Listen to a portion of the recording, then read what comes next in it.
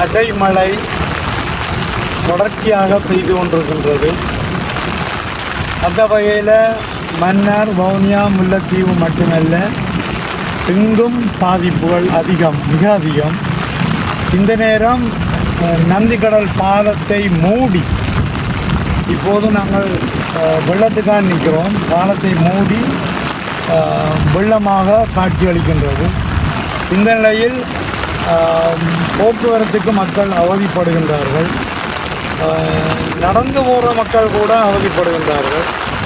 அப்படியே போக்குவரத்துகள் தடைப்படுமோ என்ற நிலையில் மக்களுடைய கருத்துக்கள் இங்கே சொல்லிக் கொண்டிருக்கின்றார்கள். மக்கள் தங்களுடைய அந்த பாதிப்புகளை சொல்லிக் கொண்டிருக்கின்றார்கள்.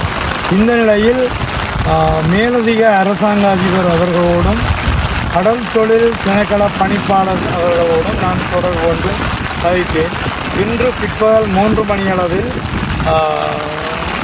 மாவட்ட செயலகத்தில் ஒரு கூட்டம் கூடுவதாகவும், அந்த கூட்டம் முடிய தாங்கள் இதே நிலைமையில் இருந்தால் இந்த தண்ணீர் பாய்வதற்குரிய மாதிரியான ஒழுங்கு, அதாவது இந்த நந்திக்கடல் முகத்துவாரத்தில் ஒத்திவிடப்படும் என்ற தகவலை அவர்கள் தெரிவித்தார்கள். அதுவரை நாங்கள் பார்த்து கொண்டிருப்போம். அது ஒரு பக்கம் இருக்க, இந்த பாலமானது எத்தனையோ தடவை நாங்கள் சொல்லிவிட்டோம். இந்த வந்த அரசாங்கங்கள் இந்த பாலத்தை போட வேண்டும் என்ற நோக்கத்தோடு இருக்கவில்லை.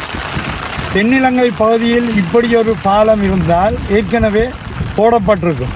ஆனால் இது வடக்கு கிழக்கு, நான் ஏற்கனவே கூட சொல்லியிருந்தேன், இந்த பாலம் கூட எங்களுடைய தமிழர்களுடைய இடத்தில் இருப்பதால் இது கூட பாதிக்கப்படுகின்றது என்று. அப்படியான நிலைமை மாற வேண்டும். நிச்சயமாக இது சம்பந்தமாக நான் பாராளுமன்றத்தில் கதைப்பேன்.